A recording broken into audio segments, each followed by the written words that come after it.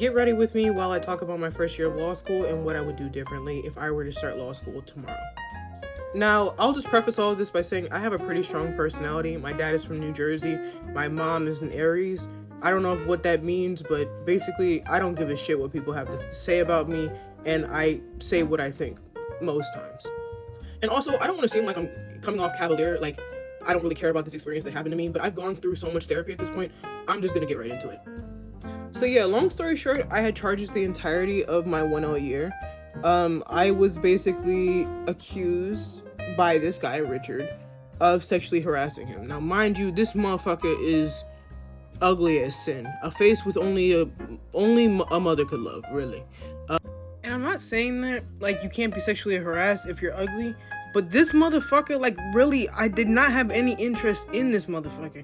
And I think that when I told him I didn't have any interest in him, that made him really mad. To add insult to injury, the nigga saw me with my nigga, and I think he got mad that he couldn't compare.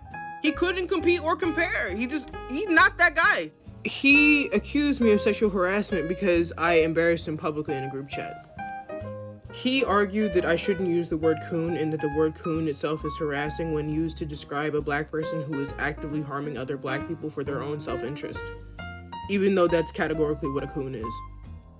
And in response, I said, you might want to tread lightly because I know the skeletons in your closet.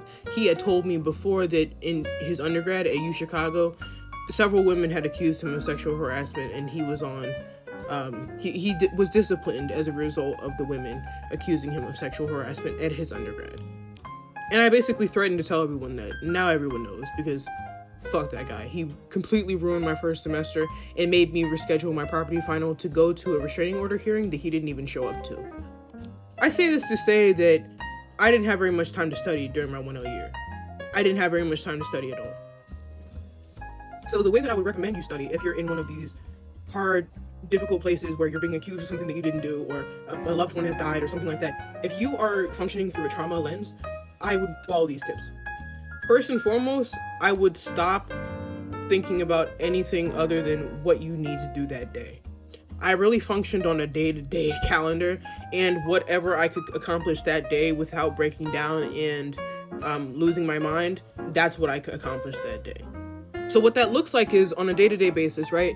If you need to go to class because you're going to get kicked out if you don't go to class, take your ass to class. I don't care if you need to do 2 Red Bulls to get yourself up. And yes, that might cause congestive heart failure or some shit. That's not my concern. And this is not fucking legal advice or medical advice.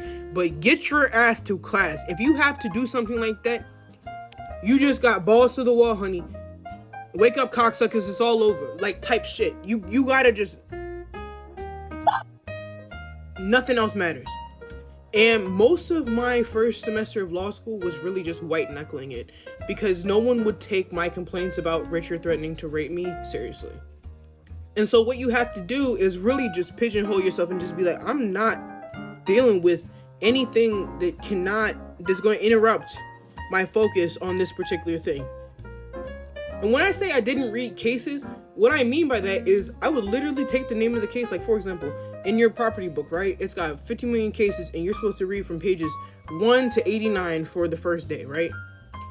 I will go through pages 1 to 89, take down the case names of every single case that you're supposed to read, and then Wikipedia that shit. Go on Wikipedia. I'm not talking about AI.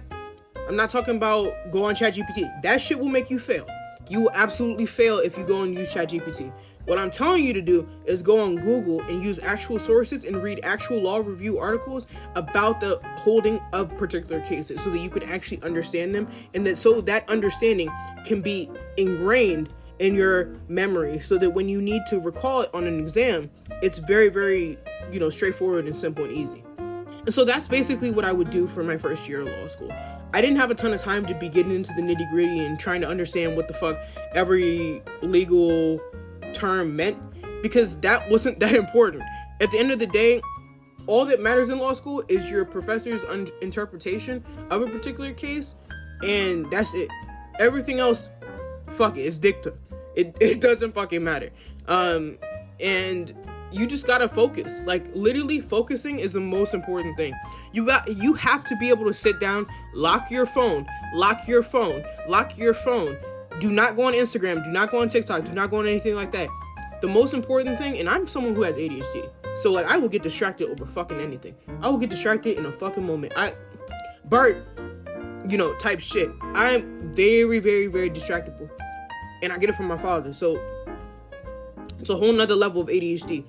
But what I'm saying to say is that hopefully this helps you in that you will get an understanding of the material by actually looking it up and actually going through every single piece of information that you haven't seen before, because it's not in the textbook, because the textbook is not really geared towards your understanding. The textbook is geared towards making first year law students lose their fucking mind because everything's so fucking confusing. And I have a theory that the way that first year law textbooks are written is in order to confuse people so that they end up dropping out, specifically people of color and marginalized individuals who are burdened by so many different factors in terms of their success, like so many factors that have an impact on their success. Fuck the casebook. Only thing you need the casebook is the case names, and so that you can keep up with Googling and researching what you need to learn, and then going to office hours and making sure that your understanding of what Google is saying is matching up with what the professor understands. And I'm not saying go to office hours and be like, hey yo, I read this on Google. I read this on, Chicago Law Review. I read this on Michigan Law Review. What do you think of this? That can be helpful to develop your understanding, but what you really need to do is, I heard you say this in class. I saw this online. How do you square those two understandings? Some people look at the Lochner era as a good thing. Some people look at the Lochner era as a bad thing. What is your perspective, professor? And can you tell me how I can get an A on this exam? By regurgitating the interpretation that you want me to say back to you. So yeah, long story short, if you didn't understand whatever the fuck I just said, what I'm saying is that you have to believe in yourself. You have to just basically not use ChatGPT. Don't use any AI shit like that for law school. You will fail. And I see it all the time with my clients. If you want to book a one-on-one tutoring coaching session with me, I'd love to help you out. And, you can learn from my mistakes one-on-one. But long story short, I really need you all to realize that you study in a certain way, and what has worked for you in undergrad may not work for you in law school. But I was a very good student in undergrad, and this is how I got through undergrad, is really just getting a personalized understanding of the course material so that you can be able to square that with your professor's understanding of the course material and then regurgitate what they want to hear back onto the exam, because that's how you learn. And that's how I learn personally as an ADHDer. I have to be interested in the material, otherwise I'm not going to give a shit and I'm not going to be able to focus. So any sort of doctrine, any sort of class, like constitutional law is a really great class to practice that in. If you really want to learn more about how important it is to create a foundational understanding that's built upon a personalized understanding, whether that's memes, and if y'all want memes from me to help you understand shit, drop a case in the comments that you don't really understand that well, and I'll do my best to share it with you, because what I did was I would also make a lot of memes to help me understand the course material, because a lot of the shit is confusing. It's fucking confusing. And so I'm saying all this to say that there is not one way to Rome. You're going to hear a lot of people tell you that you need to study a certain way, you need to do certain things in order to succeed in law school. None of that shit worked for me, and I was undergoing charges literally every fucking semester that I was in law school. And I got out in 3 years, never was on academic probation, never was accused of cheating, never was accused of academic malpractice or anything like that. I got in, I got out, I got my degree, I passed the bar, and I'd love to impart my knowledge onto you. If you want to schedule a free consultation with me, I have a 15-minute consultation link in my bio, and I'd love to help you out. So happy studying, happy law school, not happy law school, but you can do this, and yeah, I'm rooting for you. Peace. Stay black.